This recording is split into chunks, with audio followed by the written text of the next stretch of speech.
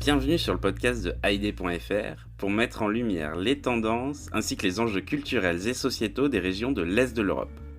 Je m'appelle Thibaut Boudot, je suis le fondateur de Haïdé Créative et je vous invite à voyager avec nous de la Grèce à la Russie en passant par les Balkans et l'Europe centrale. Loin des clichés et stéréotypes que beaucoup s'en font, nous allons casser ce rideau de fer culturel qui sépare encore l'Est et l'Ouest de l'Europe, car nos pays et régions en pleine mutation regorgent d'initiatives positives. Mais avant de commencer notre voyage, répondons à la question que tout le monde se pose. Que veut dire Haïdé ? Il s'agit d'un mot emprunté à la Turquie ottomane, très utilisé dans nos pays, qui signifie « allons-y ». Alors attachez votre ceinture et embarquez avec nous, destination l'Europe de l'Est.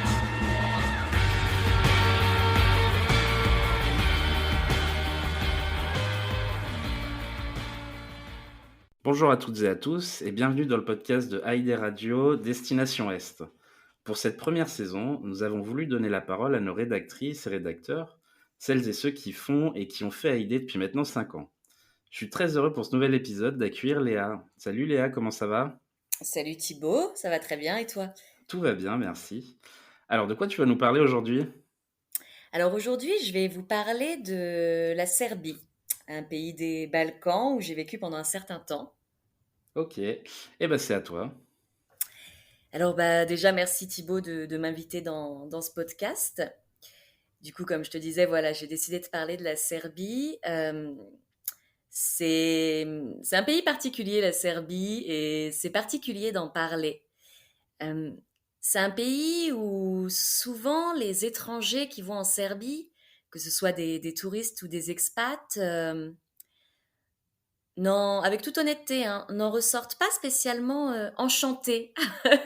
Ils gardent un rapport particulier à ce pays qu'est la Serbie.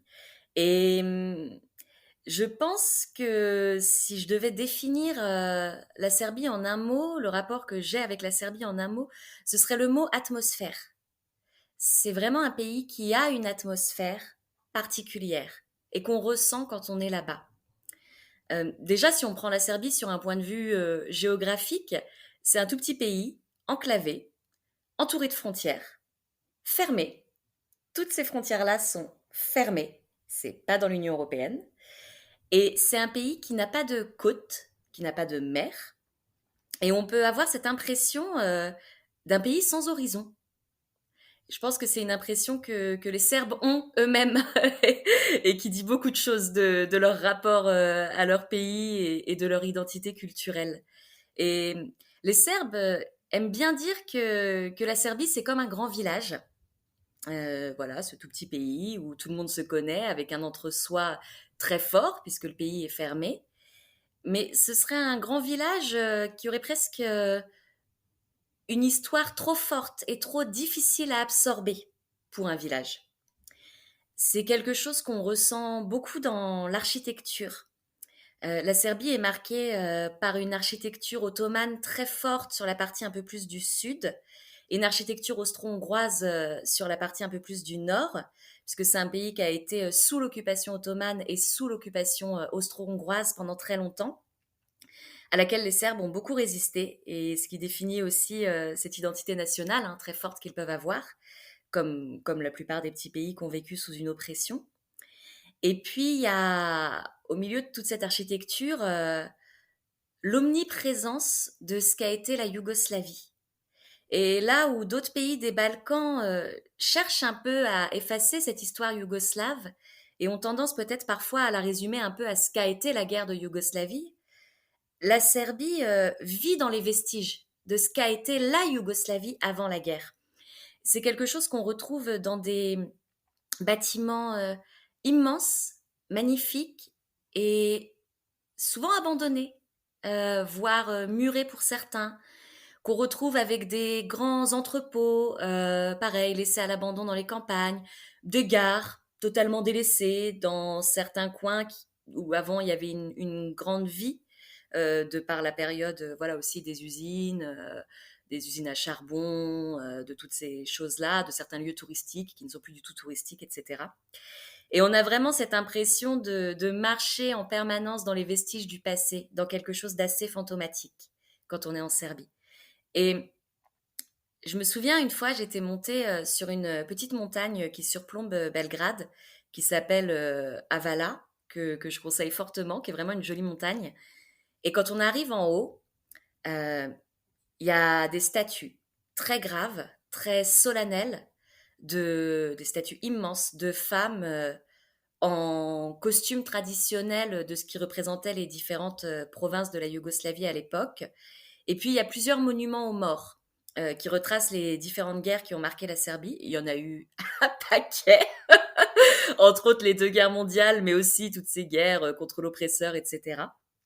Et on est là et on surplombe Belgrade et la Serbie voilà, dans cet endroit très particulier, très solennel, comme je dis. Et j'étais avec une amie, une Serbe d'un certain âge, et je lui dis c'est particulier parce que c'est très beau et en même temps je trouve l'atmosphère ici étrangement lourde. Et cette amie m'a dit c'est parce que nous les Serbes on porte le deuil trop longtemps.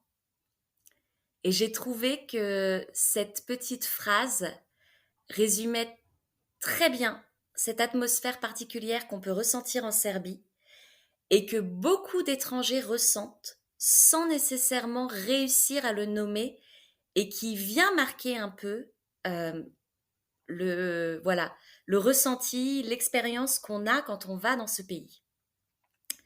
Après, évidemment, la Serbie et les Serbes ne se résument pas à ça. Il y a aussi beaucoup d'autres choses dans ce pays. Je pense qu'un autre mot que je pourrais utiliser pour définir ce pays, c'est le mot anachronique. En Serbie, on a l'impression d'être dans un pays anachronique. Peut-être que les deux autres pays qui peuvent donner un peu cet effet-là, ce serait la Roumanie et la Bosnie. C'est-à-dire qu'en même temps, c'est des pays qui ont accès à toute la modernité qu'on a en Europe. Hein, c'est des pays européens. Et en même temps, cette modernité, elle a toujours l'air un peu décalée. Il y a un réseau ferroviaire assez bien desservi en Serbie. Il y a des réseaux de bus, de trams, de trolleys assez bien desservis dans les grandes villes également. Et en même temps, ça prend des heures. Tu veux traverser la Serbie, tu veux faire 80 kilomètres, tu te retrouves dans un train qui va mettre 5 heures pour faire ces 80 kilomètres. Le réseau de bus et de trams à Belgrade, ce ne sont que des dons d'autres pays. Donc tu montes dans un trolley où c'est écrit en japonais, c'est écrit en turc, c'est écrit voilà dans des langues qui sont pas du tout le serbe. Enfin, il y a pas de climatisation, donc l'été quand il fait chaud, on ouvre les portes du trolley pour faire un peu d'air. Enfin, on vit vraiment dans cette ambiance anachronique et je pense qu'elle est aussi beaucoup favorisée par la présence des gypsies euh, qui sont vraiment présents en Serbie. Ils sont présents dans les grandes villes, ils sont présents dans les campagnes. Après, voilà, il y a beaucoup de problématiques hein, autour des gypsies, de la discrimination qu'ils subissent, etc. Mais il n'empêche qu'ils sont visibles. Ils ne sont pas du tout invisibilisés en Serbie, contrairement à d'autres pays. Et tu vas te promener dans Belgrade, qui est une grande capitale, comme je disais, très moderne. Et là, tu vas voir une carriole pleine de bouts de ferraille tirés par des chevaux de trait au milieu de la route. Tu vas prendre la voiture pour aller te rendre dans un petit village et tu vas te retrouver bloqué à 10 à l'heure derrière un gypsy sur son âne qui prend toute la route et qui prend tout son temps. Euh, le soir, tu te promènes dans les rues de la ville et il y a des orchestres de gypsy qui sont là et qui jouent à la demande. Et les Serbes, à partir du moment où ils ont un petit coup dans le nez, ils sont très friands de ça et tu vas les voir donner comme ça des liasses de billets pour qu'on leur joue une musique un peu romantique, une chanson d'amour ou que sais-je, et tout le monde danse et pleure et se jette dans les bras les uns des autres. Tu te dis, mais je suis dans un film de Kusturica ou quoi. Enfin, voilà, des scènes comme ça qui paraissent normales à tout le monde là-bas et qui créent un certain décalage pour nous qui venons d'Europe de l'Ouest. Et puis autre chose, je crois, de très fort en Serbie et que je pourrais avoir envie de partager aussi avec les auditeurs. Il y aurait beaucoup de choses, hein, mais je ne vais pas résumer 2 ans et demi en 10 minutes. Ce serait le rapport au temps qu'ont les Serbes. Ils ont un mot qu'ils utilisent tout le temps, qui est le mot opušteno, que je prononce avec mon accent français, qui est difficile à traduire, qui veut dire en gros tranquille, quoi. On prend notre temps. Et ils ont une petite blague, les Serbes, où ils disent si le temps c'est de l'argent, nous l'argent de toute façon, on n'en a pas. Donc il y a vraiment cette notion de prendre son temps, au fait. Tout est à la cool. Les horaires de bars, de magasins, de lieux institutionnels, c'est très aléatoire. Faut pas se fixer à ce qui est écrit sur les devantures. Euh, Tu vas au café, tu peux attendre ton café pendant une demi-heure, trois quarts d'heure, parce que le serveur, il est là avec ses potes, il fait sa vie. Voilà, comme ils le disent eux-mêmes, de toute façon, c'est pas pour le salaire que j'ai que je vais avoir un service client irréprochable, hein. En même temps, à côté de ça, en étant très agréable, hein, mais vraiment cette notion de temps à la cool. Dans les villages, les vieux, ils prennent leurs chaises, ils se mettent devant leur maison et puis ils regardent, voilà, tout ce qui se passe. Dans les villes, il y a quelque chose que je trouvais très drôle dans les grandes villes de Serbie, c'est qu'au fait, ils vendent du popcorn partout. Il y a des stands de popcorn partout. Et au fait, les gens achètent leur popcorn et s'assoient et regardent les gens passer. Regarder les autres, c'est une occupation. On n'est pas du tout sur une société de loisirs, ce qui rejoint aussi le fait que c'est un pays pauvre, hein. On est sur une société où il y a un rapport au temps qui est totalement différent, qui est le temps de la socialisation, ce qui rejoint cette ambiance de grand village. Tout le monde se connaît, tout le monde se parle. Si un trajet en train il dure 5 heures, on parle aux autres. Si on n'a rien à faire une après-midi, on prend un café toute l'après-midi et on regarde les gens. Et voilà, sur les bords du Danube, tout le monde pique-nique, tout le monde prend son café, les vieux jouent aux échecs pendant des heures. Et ce rapport au temps, il est très agréable. Moi, je l'ai trouvé très agréable, mais il peut aussi être très déstabilisant parce qu'on n'est jamais dans la notion de faire quelque chose. On est juste dans la notion de prendre le temps pour soi. Le temps est une valeur en soi et on le prend juste pour être avec les autres. Et voilà, c'est quelque chose d'assez plaisant, mais qui peut être assez déstabilisant. Et je pense que voilà, ces petites anecdotes là que j'ai pu partager font partie du ressenti que je garde de la Serbie et que je voulais partager avec les auditeurs. Bah, merci pour ces belles anecdotes, Léa. Euh, Moi, le cliché que j'avais sur le peuple un peu qui se laisse aller, qui est un peu fainéant, c'était plus sur les Macédoniens qu'on me disait ça, dans les Balkans en tout cas. Ouais, je pense qu'ils peuvent avoir cette mentalité assez slave Ouais, aussi, et peut-être aussi ce rapport à de toute façon, si le temps c'est de l'argent, de l'argent on n'en a pas. tout à fait, ouais. Quels ont été tes trois coups de cœur en Serbie? Les trois coups de cœur que j'ai eus en Serbie, le premier coup de cœur que j'ai eu, je dirais, c'est la neige. C'est l'hiver en Serbie. J'ai vraiment aimé l'hiver en Serbie. Que ce soit la neige dans les grandes villes, entre autres à Belgrade, puisque moi c'est sur Belgrade que je vivais, qui change vraiment l'ambiance de la ville. C'est sublime et c'est de la vraie neige épaisse, hein. C'est pas notre petite neige de France. Tu peux avoir de la neige jusqu'aux genoux, jusqu'aux hanches parfois. Tu reconnais pas la ville, tu peux te perdre, tu reconnais pas du tout les lieux. La forteresse Kalamegnan, qui est une forteresse sublime qui surplombe Belgrade, sous la neige, c'est vraiment quelque chose à voir. Et puis la neige dans les campagnes aussi, il y a des montagnes, c'est même plus que les campagnes, qui s'appellent les montagnes Tara, où les Serbes vont beaucoup en vacances, qui sont des montagnes encore totalement sauvages, qui bordent la Bosnie, et sur lesquelles tu vas faire des randonnées enfoncées dans la neige avec des paysages sublimes, et c'est quelque chose à faire. C'est vraiment un coup de cœur. Vraiment, comme je disais, des montagnes sauvages où tu as des petites niches de nourriture pour les ours qui sont décalés du chemin de rando pour éviter que les randonneurs croisent les ours. Mais comme les chemins de rando ne sont pas balisés, tu te retrouves face aux niches, tu peux voir une silhouette d'ours au loin, enfin c'est très sauvage. Un autre coup de cœur que j'ai eu en Serbie, je crois que c'est les cafés. Vraiment le café à la serbe, c'est-à-dire pas les pubs, pas les bar lounge, qui peuvent être un peu là pour attraper aussi le touriste, on va pas se mentir.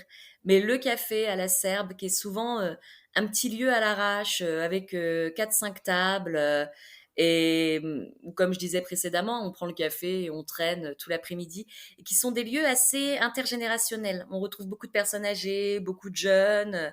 C'est un joyeux bordel là-dedans. Ça coûte pas cher. Souvent, soit on boit du café, soit on boit de la rakia, qui est l'eau de vie traditionnelle en Serbie. Ou les De la deux. rakia. Hmm. Ou les deux Ou aussi. les deux, oui, ou les deux, c'est pas du tout incompatible. Et puis de la rakia, souvent fait maison, hein. Faut pas demander à voir la bouteille. Ils ont fait ça dans leur lopin de terre à la campagne. Et sur la carte, il va y avoir un peu que ça. Et c'est vraiment une ambiance sympathique. Et puis un troisième coup de cœur que j'ai eu, qui est un peu plus diffus, c'est le sentiment de sécurité. En Serbie, moi, j'ai trouvé qu'il y avait vraiment un sentiment de sécurité très forte, que ce soit quand on rentre le soir dans une grande ville après une soirée, ou que ce soit voilà, quand on va dans la campagne ou dans la montagne, si on se perd ou autre, ce qui peut être assez fréquent parce que les choses sont très mal indiquées en Serbie. Il n'y a pas de sentiment d'insécurité. On va parler aux gens, on va demander son chemin, on se demande jamais qu'est-ce que l'autre va penser, à remarquer du fait qu'on est un étranger un peu perdu. Les gens vont même facilement rendre service. Ça rejoint, comme je disais, cette idée un peu de grand village et de tout le monde se connaît. Et ça, c'est un vrai coup de cœur que j'ai eu dans ce pays. Très bien. C'est vrai que les cafés, c'est vraiment le lieu de rendez-vous, en tout cas des Serbes. Ils regardent les matchs de foot et même de tous les sports. Oui, Et ils sont tout le temps dans les cafés, quoi. Enfin, tous les après-midi, en tout cas, on peut les retrouver dans les cafés, ouais. oui. Alors, tu as vécu combien de temps en Serbie? Tu disais 2 ans et demi, c'est bien ça? 2 ans et demi, ouais. J'ai vécu 2 ans et demi en Serbie. Et est-ce que tu avais une routine particulière quand tu vivais à Belgrade? Moi, j'avais une routine particulière, bon, qui est vraiment la mienne, mais que j'aimais beaucoup. C'était autour des églises orthodoxes. J'aime les édifices religieux dans l'absolu, dans tous les pays où je vais. Et les Serbes sont très pratiquants. Et d'ailleurs, j'ai plein de petites images hein, comme ça dans la tête. Tu montes dans un taxi, le chauffeur, il va avoir une icône pendue au rétroviseur, enfin, des petites choses comme ça qui peuvent perturber l'étranger, qui plus est le français. Où j'ai eu le souvenir un matin d'avoir été bloquée en allant au travail parce qu'il y avait une procession religieuse de Pope qui bénissait Belgrade. Enfin, voilà, des scènes qu'on ne vit un peu que là-bas. Et du coup, ouais, les églises sont des lieux qui sont assez investis par les Serbes. Et j'adorais, au fait, rentrer dans les églises, souvent le week-end, aller prendre un café le matin dehors et après aller dans une église, n'importe laquelle. Et il y a souvent une quantité de cierges qui est allumée. Et puis cette odeur de l'encens très particulière, qui est une odeur assez forte, assez entêtante, mais qui, moi, me plaît beaucoup. Et qui est une odeur que j'ai totalement associée à la Serbie, du coup. Et c'était voilà, c'était mon petit rituel, sans, pour ma part, sans rien de religieux derrière, mais dans une espèce de pratique culturelle que eux ont et dont je m'imprégnais quand j'étais là-bas. Mmh. Alors, est-ce que tu as des lieux de sortie ou des festivals à nous conseiller en Serbie? Alors des festivals à conseiller, c'est assez. Alors évidemment, je pense que les gens pensent automatiquement au festival Exit à Novi Sad. Moi, c'est pas forcément à ça que je penserais. Euh, les Serbes, ils ont cette capacité à avoir justement, quand je parlais de ces lieux un peu abandonnés précédemment, à avoir investi ces lieux-là, souvent sur des festivals qui sont un peu à l'arrache, on va pas se mentir. Faut connaître ou rencontrer quelques Serbes pour pouvoir être invité sur ces lieux-là. Je me souviens d'un festival un peu plus tourné sur les arts plastiques à l'ouest de Belgrade, dans un vieux corps de ferme totalement abandonné. Quelque chose où si un jour la Serbie rentre dans l'Union européenne, ce sera interdit. Faut qu'on soit clair dessus. Enfin, tu montais les étages, tu te demandais si ça allait pas s'effondrer, mais c'était vraiment particulier avec un barbecue fait à l'arrache au milieu de la ferme. Enfin, des lieux un peu comme ça, ou des projections de films dans des gares abandonnées à l'extérieur. Je pense que les droits des films n'avaient pas du tout été payés, on va pas se mentir. Où je me souviens d'une fois aussi où j'avais été, c'était pas vraiment un festival, mais un concert un peu un peu rock, punk, dans un ensemble d'appartements qui avait été investi un peu comme ça, en squat pour le concert, et puis tu y retournes le lendemain, l'appartement est vide, il n'y a plus rien au fait, quoi. Et c'est pas des choses qu'on pourra retrouver sur Facebook ou sur les réseaux sociaux, mais c'est des choses qui sont assez prégnantes en Serbie. Et si on arrive à se faire un petit réseau, ben, moi je trouve que ça vaut plus le coup d'aller dans des choses comme ça, quitte à ne rien comprendre parce que tout est en serbe, mais à vraiment être plongé dans cette atmosphère, que d'aller sur les gros festivals qui sont très sympas, mais qui sont un peu plus uniformisés sur quelque chose qu'on pourrait retrouver dans toute l'Europe. Mmh. Et bah, justement, ça nous amène à la prochaine question. Est-ce que enfin, sur place, donc toi, tu as pu rencontrer, des locaux. Comment faire Ouais. justement pour rencontrer, des locaux? Et est-ce qu'il y a une rencontre qui t'a particulièrement marqué?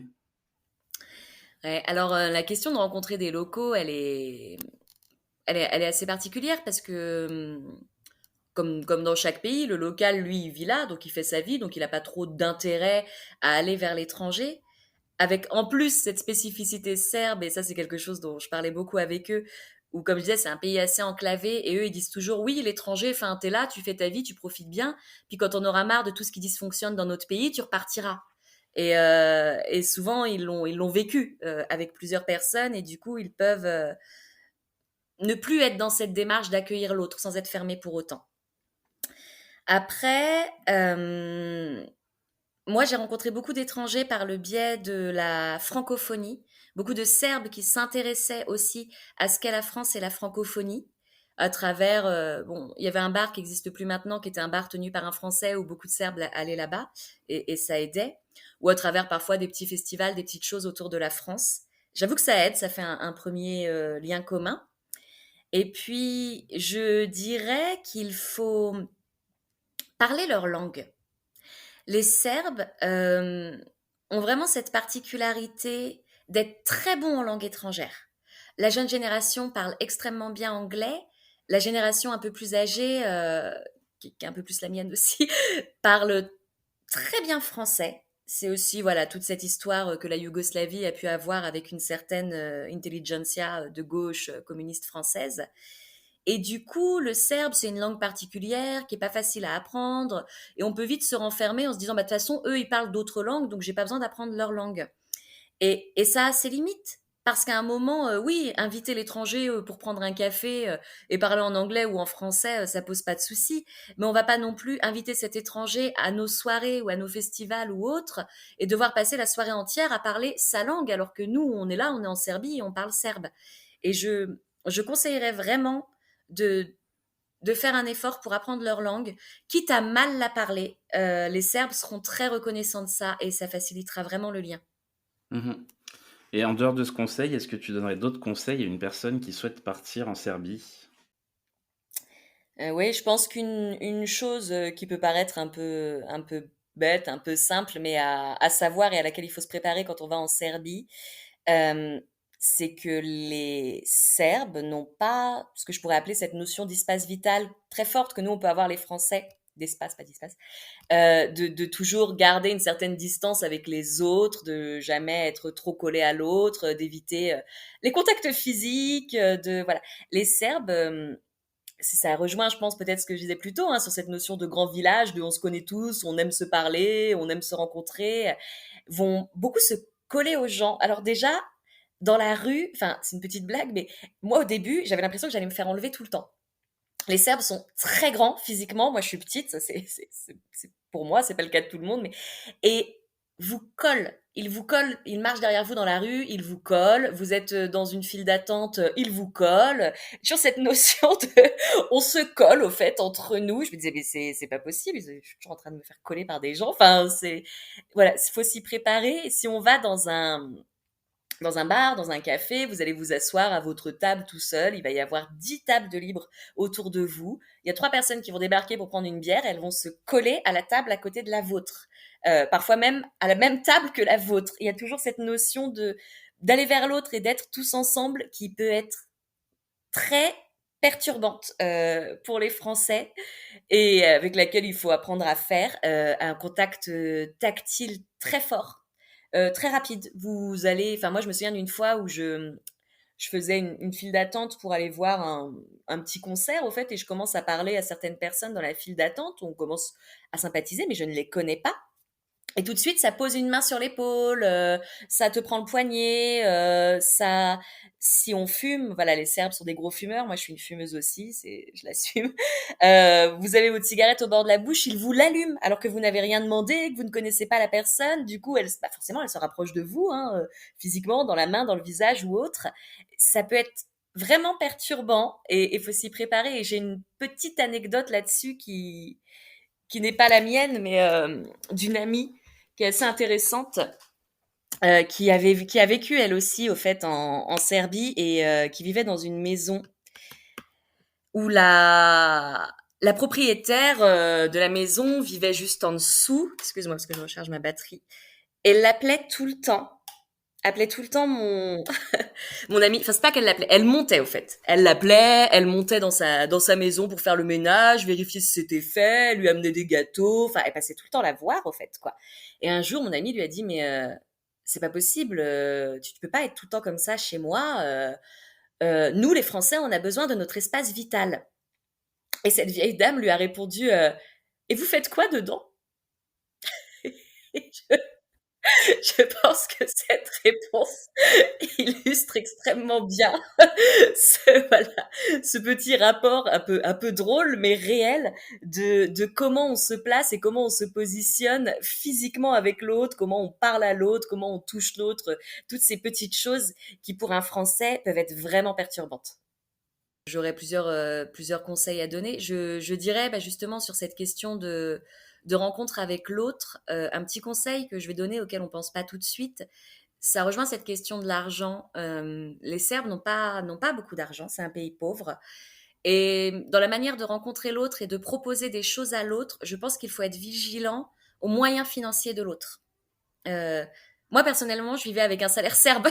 Donc, j'étais très vigilante à ça parce que j'étais un peu comme eux. Mais voilà, il faut être vigilant à leur proposer des choses qui vont aussi être à la hauteur de leurs moyens et à ne pas les mettre mal à l'aise sur cette question-là. Euh, je pense qu'il y a des petits codes culturels à avoir aussi. Par exemple, en Serbie, quand on se fait inviter, on ramène toujours quelque chose. Alors ça paraît évident, on dirait oui, nous aussi en France, si je t'invite à un dîner, tu ramènes une bouteille de vin ou le dessert ou quoi que ce soit. Mais en Serbie, c'est même sur les petites invitations, quoi. On t'invite à prendre un café l'après-midi, tu ramènes une tablette de chocolat, un gâteau, un quelque chose, quoi. C'est voilà des petits conseils. Être très vigilant, c'est un autre débat, mais les Serbes sont assez politisés. Il y a un peu cette petite blague là-bas de dire que le moindre serveur a un doctorat. C'est un pays où j'ai été assez impressionnée par le niveau culturel et intellectuel des gens, ce qui du coup rend aussi voilà un peu triste le fait qu'ils n'arrivent pas à sortir de cette politique lourde dans laquelle ils sont. Et du coup, ils aiment rentrer très vite dans le débat. Et alors, faut être hyper vigilant à la question du Kosovo. Vraiment, je le dis parce que c'est quelque chose qui arrive très vite sur la table. Et il faut être vigilant sans mauvaise pensée à la question de l'Europe. On peut avoir tendance dans un débat sur les différences culturelles que les Serbes adorent avoir à dire oui, nous en Europe. Et ils vont très vite ramener le fait que eux aussi, c'est l'Europe. C'est pas l'Union européenne, mais c'est l'Europe. Et c'est un petit glissement sémantique qui peut être assez douloureux pour eux, parce qu'ils ont l'impression d'avoir été un peu abandonnés dans la question de l'Europe. Et voilà, c'est un petit conseil, c'est peut-être pas le conseil auquel les auditeurs auraient pensé, mais que moi j'ai envie de transmettre. Je reviens sur une question précédente. Ouais. Est-ce qu'il y a une rencontre qui t'a marqué en Serbie ou plusieurs rencontres même? Ouais, plusieurs, c'est comme je dis, quand on a vécu quelque part, c'est compliqué de choisir parce qu'on se dit à qui je ne vais pas rendre honneur en choisissant. J'ai une rencontre qui m'avait beaucoup marquée, qui était une amie assez âgée, cette amie avec qui j'avais été sur la fameuse montagne Avala, qui était une femme serbe d'un certain âge, hein, de 80 ans passés, et qui adorait parler de son pays et de son vécu dans son pays, et qui me disait, est-ce que tu te rends compte de tout ce que j'ai vécu sans bouger de ma petite maison là dans le nord de Belgrade. Je suis née dans un pays qui était une monarchie.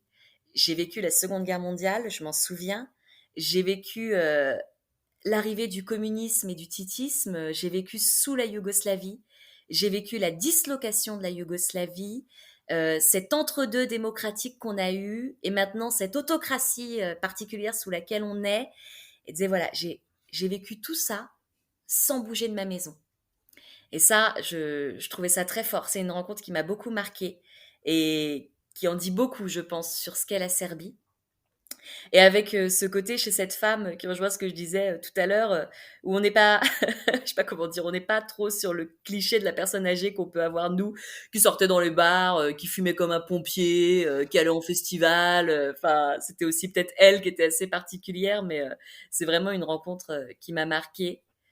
Hum, Après, je dirais ou non, c'est des rencontres qui étaient marquantes dans tous les cas, parce que c'était des rencontres avec l'autre, mais c'est peut-être celle-là qui ressort le plus.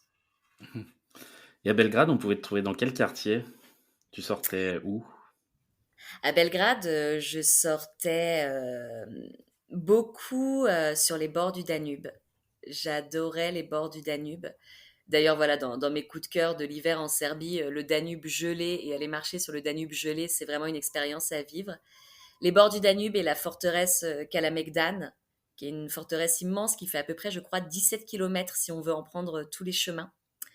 On me retrouvait beaucoup dans le quartier de Savamala, qui est un quartier qui est un peu en destruction. Enfin, voilà, c'est une histoire assez triste, quartier en destruction pour construire à la place un gros projet qui s'appelle le Belgrade Waterfront, d'immeubles de luxe que personne n'aura les moyens de se payer. Euh, qui est vraiment un quartier, en tout cas qui était vraiment quand j'étais là-bas, un quartier sympa, assez punk, assez alternatif, avec un énorme bar qui s'appelait, j'ai oublié le nom, Dochi, oh là là, je pense que tu vois c'est quoi. Ce gros bar qui organisait toujours des concerts, des cafés langage, des expos.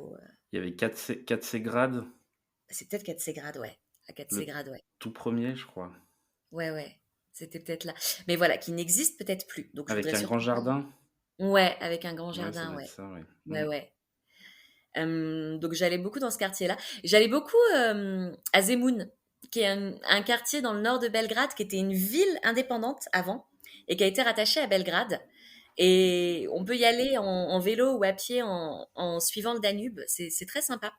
Et c'est un quartier totalement différent de cette ambiance bouillonnante que peut avoir Belgrade, qui est très marquée par l'architecture austro-hongroise. On a l'impression de débarquer en Autriche quand on va là-bas, et qui a vraiment une ambiance totalement autre, euh, qui est plein de parcs, de petites tourelles. Il y a quelques églises catholiques. On n'est plus tout dans cette ambiance orthodoxe dont je parlais précédemment, et qui donne l'impression d'aller dans une autre ville alors qu'on reste dans Belgrade, et que moi j'aimais beaucoup. Ouais, puis il y a cette tour à visiter en haut de Zemun, où on peut voir Ouais, tous les toits de Belgrade, on peut voir Kalemegdan aussi de loin. Enfin, c'est vraiment ouais, très ouais, sympa ouais. à faire. Ouais. Ouais.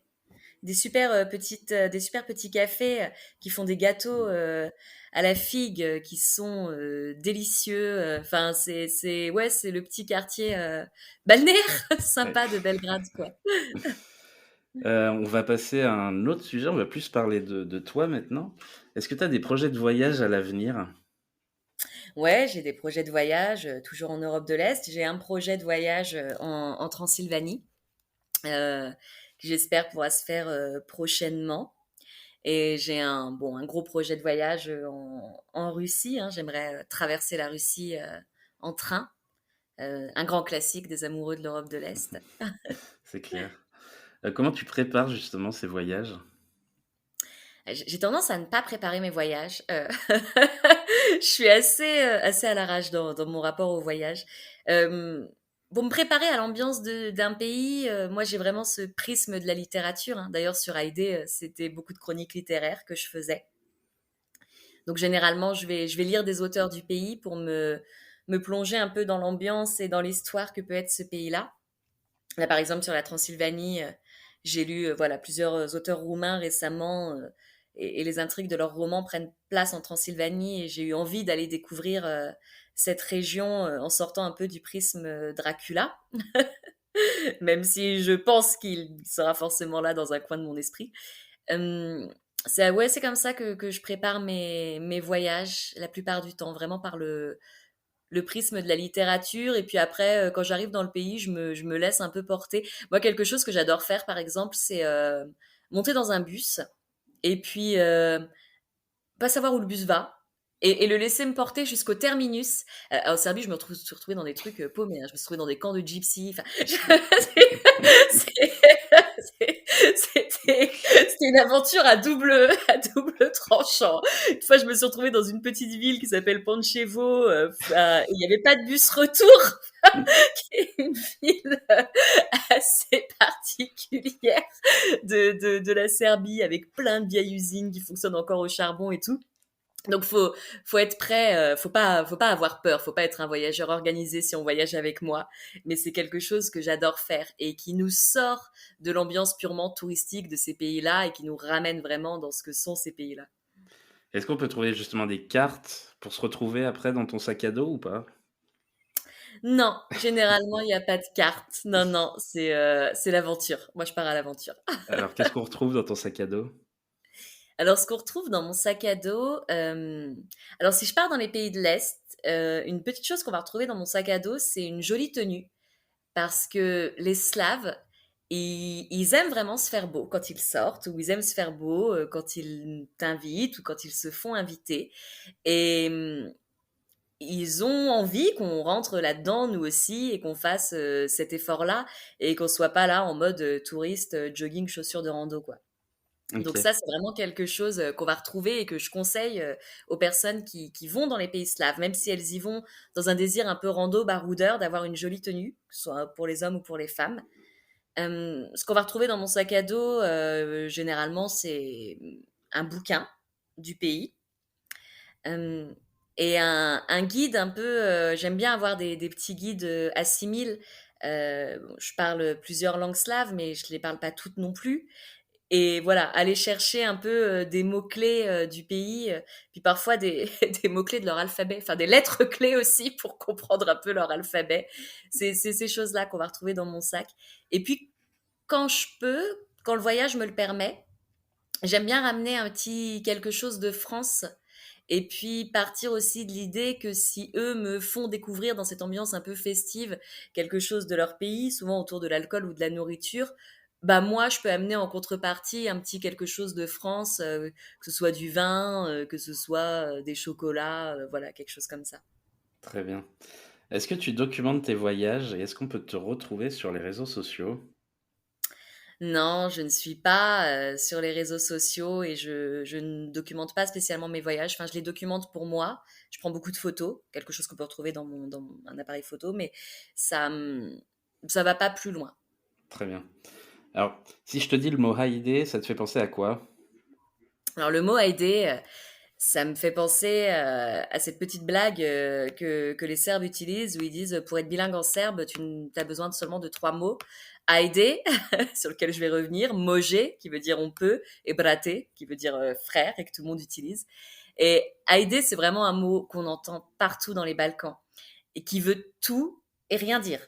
Ça veut dire viens, ça veut dire pars, ça veut dire laisse tomber, ça veut dire ok on y va. Enfin, c'est un petit mot qu'ils utilisent tout le temps. Et j'ai une petite anecdote sur ce mot-là où j'étais dans Belgrade et je me promenais dans un parc et il y avait un petit bar à l'arrache, à moitié sous terre, comme les Serbes aiment faire, hein. Ils ont toujours des bars, on se demande si c'est des bars officiels ou pas.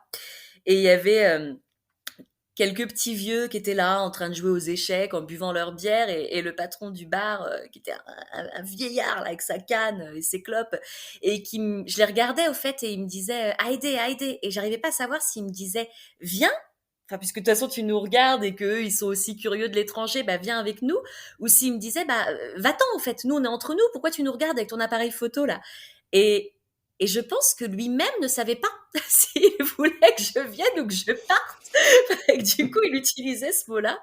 Et bon, au final, j'y étais. Enfin voilà, on a pris un petit café, on a parlé, c'était marrant, mais cette scène résume vraiment le mot Haïdé. Alors, tu fais partie des passionnés de l'Europe de l'Est. Comment elle t'est venue cette passion? Cette passion, elle m'est venue, bah, justement, moi, par le prisme de la littérature. Ma première rencontre avec l'Europe de l'Est, ça a été Dostoïevski. J'ai tapé fort dès le début, que j'ai lu assez jeune, parce que moi, voilà, je suis une grande littéraire.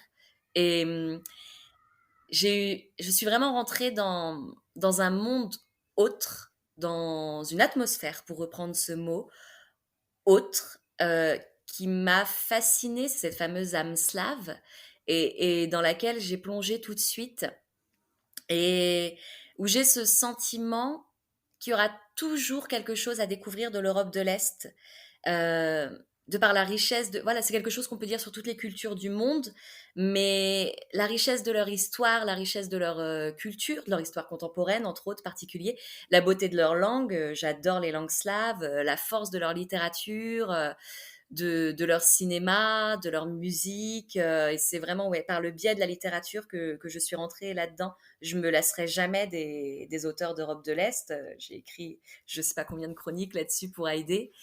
Et je, je crois que ça me vient aussi, enfin voilà, moi personnellement, et je pense que les passionnés d'Europe de l'Est, c'est quelque chose qu'on peut ressentir assez facilement. C'est qu'en même temps, il y a cette question de c'est l'Europe, et en même temps, c'est une Europe tellement différente de la nôtre. Et il y a une étrange altérité. On se regarde comme dans un miroir, et je pense qu'ils ont un peu ce rapport-là avec nous, hein. On est les mêmes, on est des Européens, et en même temps, on est tellement différents.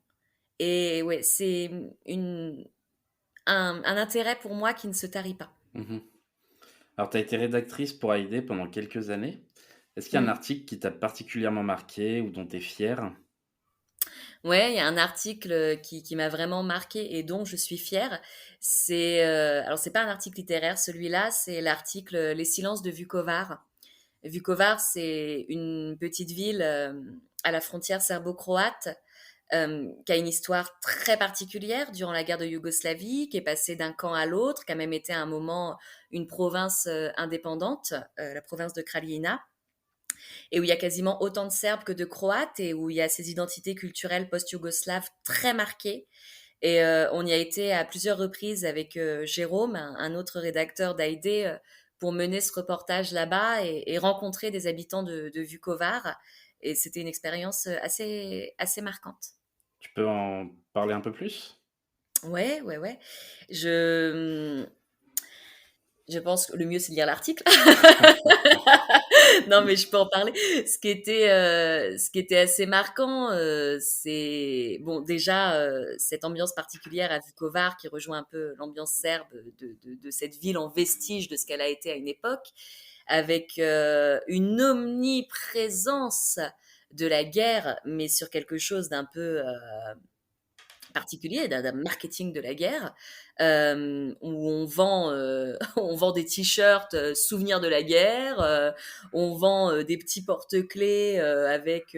Enfin, à Vukovar, il y avait un château d'eau qui a été bombardé à plusieurs reprises pendant la guerre. Donc, le château d'eau bombardé, tu peux l'acheter en porte-clés. Enfin, c'est très, très particulier. Tu sens la politique de l'identité culturelle façonnée autour de la guerre. Et puis, cette subtilité de l'identité serbo-croate, où au fait, le serbe et le croate, c'est quasiment la même langue. C'est la même langue à quelques différences de grammaire près, une question d'accent aussi, qu'on peut retrouver chez les Croates, qu'il n'y a pas chez les Serbes, ou l'inverse, hein, ça dépend de quel point de vue on se positionne. Et au fait, avec Jérôme, on parle serbe, lui comme moi, et on s'est dit, nous on dit qu'on parle serbo-croate même, au fait, quoi. Et on s'est dit, bah, on va y aller avec leur langue, pour aller rencontrer l'autre, ce sera plus simple. Et au fait, tout de suite, il remarquait qu'on parlait serbe et pas croate, et ça créait un prisme. C'est-à-dire que les Serbes qu'on a rencontrés nous amenaient très vite dans quelque chose avec eux. Nous, on est journalistes, on voulait avoir quelque chose de neutre, hein, dans ce regard qu'on portait sur Vukovar. Et les Croates, à l'inverse, allaient un peu fermer quelque chose en nous disant, mais pourquoi vous parlez serbe et pas croate? Mais vous vivez en Serbie? Mais pourquoi vous vivez en Serbie et pas en Croatie? Et à la fin, on s'est retrouvés à se dire, bon, on va parler anglais, quoi. Enfin, c'est bête, quoi. Je veux dire, on parle leur langue, et au fait, on va se retrouver à faire notre documentaire en anglais. Bon, bah, en tout cas, il faut aller lire ce documentaire qui est vraiment, vraiment très documenté. est très, très intéressant à lire sur tout ce qui s'est passé et tout l'avenir aussi Oui. de Vukovar. On arrive sur la fin de ce podcast. J'ai une dernière question à te poser. Est-ce que tu as une recommandation à nous faire? Alors une recommandation à faire, sur la Serbie, bon alors pour les auditeurs qui pourraient être un peu des gros passionnés de l'Europe de l'Est, comme toi et moi on peut l'être, je recommanderais, l'essai, «L'imaginaire des Balkans» de Maria Todovara qui reprend vraiment justement cette notion d'altérité entre l'Ouest et l'Est et particulièrement sur la zone des Balkans et particulièrement sur l'image de la Serbie qui est un peu vue comme le bad boy des Balkans. C'est assez intéressant. Après, une recommandation pour des auditeurs qui auraient envie d'aller moins loin, mais quand même de découvrir quelque chose de la Serbie, je, hmm, c'est un peu plus flou. Je leur dirais d'essayer d'écouter de la turbo folk sur YouTube. Ce genre musical serbe très particulier dont les Serbes ne se lassent pas et auquel il faut être prêt quand on va là-bas et qu'on va faire la fête là-bas. Ce serait peut-être mieux même d'aller directement sur un Splavovi pour découvrir le turbo folk plutôt que de l'écouter en amont, parce que Ouais, peut-être ça que si on peut l'écoute en amont, découper. on se dit non, j'irai pas. C'est ça. Alors que l'ambiance sur les Splavovi est vraiment hyper. À vivre, Ah bah c'est ouais. clair. C'est clair. Bon bah merci beaucoup Léa en tout cas pour ce moment. C'était c'était passionnant de t'écouter Merci. sur la Serbie. Et bah à bientôt. À bientôt, Thibaut. Merci. Pour conclure, je souhaite dire un grand merci au groupe slovène Nowhere de nous avoir gentiment prêté leur musique Colors. Vous pouvez les retrouver sur toutes les bonnes plateformes de streaming. Merci encore à notre invité pour cette belle histoire. Merci à vous toutes et tous de nous écouter. Abonnez-vous à nos réseaux sociaux, AID Radio et AID.fr. On attend vos likes et partages. En attendant le prochain épisode, n'hésitez pas à réagir à ce podcast en nous donnant vos bons plans. On se retrouve la semaine prochaine. À bientôt!